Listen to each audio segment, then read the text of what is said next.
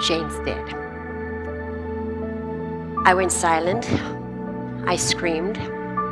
I hung up the phone. I had no idea what to do. My brain was screaming. I couldn't breathe. And my daughter was staring at me scared and confused.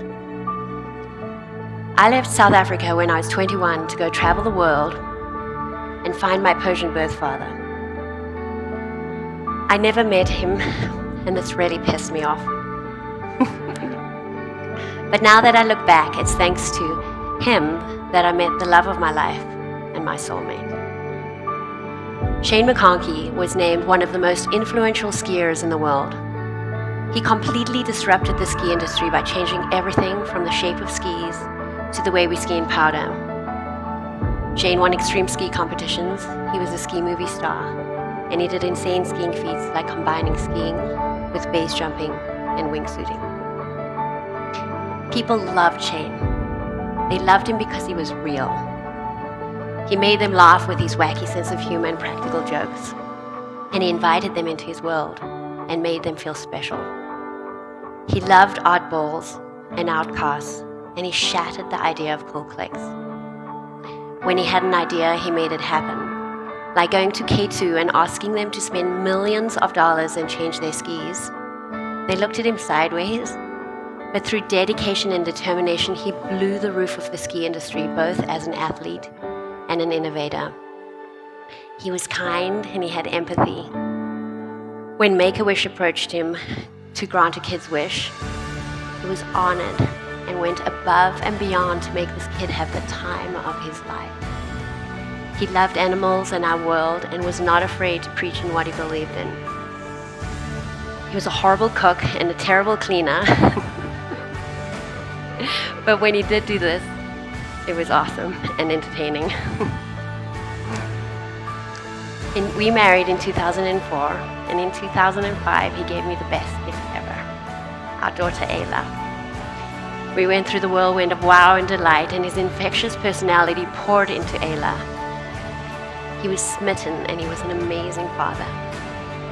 On March 26, 2009, in the Dolomite Alps of Italy, Shane and one of his best friends, JT Holmes, were filming a wingsuit ski base jump. This is where you ski off a huge cliff, release your skis, and then fly away and then eventually land. Shane skied off this cliff, did 2 huge backflips, reached down to pull off his skis, but only one came off.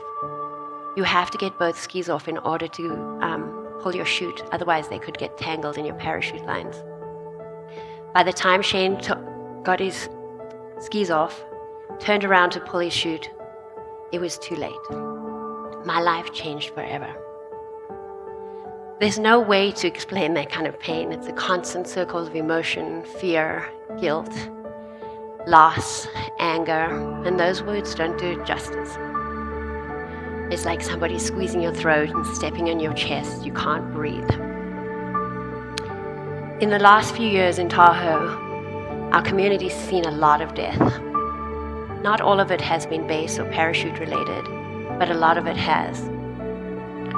Soon after I was asked to do this talk, one of those deaths hit close to home. This particular death was a result of a skydiving accident of yet another amazing friend. I'm not an angry person, but for the first time in my life, I was overcome with anger.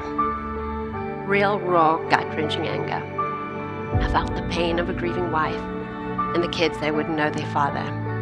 And I saw herself in me, and it killed me. I was reliving Shane's passing, and I was emotionally exhausted by so many of our friends dying way too young. All I wanted to do was run. I wanted to leave Tahoe. I wanted to go find a normal life. I wanted to escape the trauma and the pain. I've always coped with pain by riding my bike. In fact, I actually call my bike my boyfriend, and his name's Bronson. Riding opens my mind, it makes me a better mother, and it lets me cry without being judged. So on this particular day, I cried, I screamed, and then I had an epiphany. I thought to myself, what am I thinking? I have no right being angry. I get to live on this beautiful world. I have an incredible community of people that I love, and I have a daughter who's expecting me to be strong. I also reminded myself that I chose this lifestyle. After all, I married a guy who does unusual things for a living, not a guy who works at Microsoft. No offense, Microsoft guys. And this life is my normal. Through my epiphany, I also came to realize how much I learned from Shane and made the decision to try my hardest in things that I love and that I have passion for. There were times when I was so frustrated, it was so hard for me. Growing up, I always thought of myself as the dumb kid. I never went to college, and I've carried out this insecurity throughout life. School didn't agree with Shane either, but he didn't care.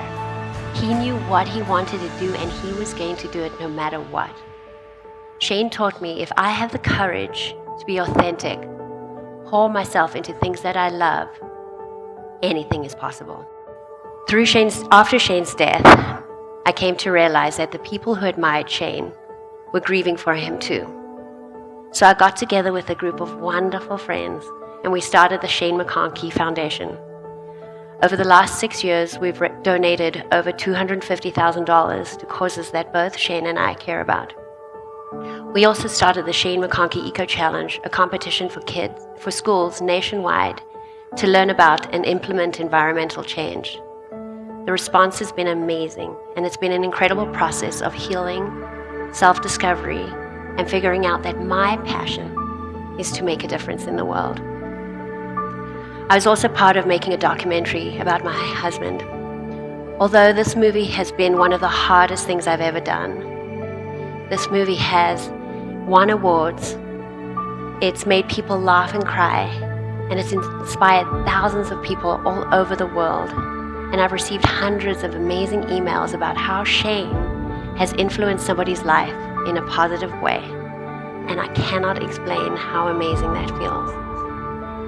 It is through Shane that I learned the most about myself. And it's through his death that I learned how to endure heartache, overcome obstacles, and become a bigger version of me.